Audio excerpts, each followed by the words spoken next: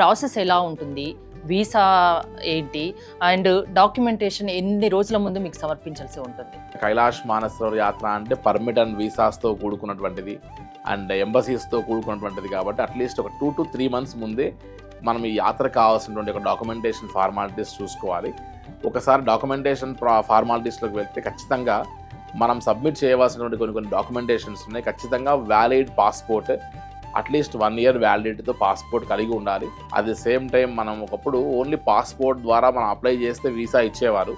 But ఇప్పుడు చాలా lengthy process ఉంది వీసాకి. మన యొక్క పర్సనల్ ఇన్ఫర్మేషన్ అంతా మనం ప్రొడ్యూస్ చేయాల్సి ఉంది. దీంతోపాటు మన ఆధార్ కార్డు మొబైల్ ద్వారా లింక్ అయినటువంటి ఓటీపీ ద్వారా తీసుకొని మనం డౌన్లోడ్ చేసినటువంటి ఒక పెద్ద ఆధార్ కార్డ్ని మనం ఎంబసీకి సబ్మిట్ చేయాల్సి వస్తుంది ప్రూఫ్లో.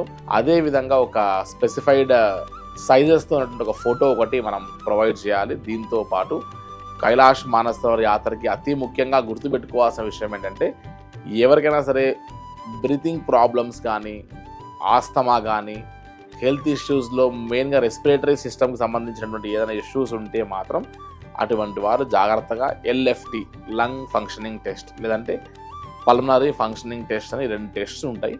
ఇవి చేయించుకుని డాక్టర్ యొక్క సలహా సూచన తర్వాత మాత్రమే మనం ఆల్మోస్ట్ డాక్టర్ సర్టిఫికెట్స్ కూడా మీకు హ్యాండ్ ఓవర్ చేయాలి. మనకు సబ్మిట్ చేయాల్సిన అవసరం లేదు వాస్తవంగా.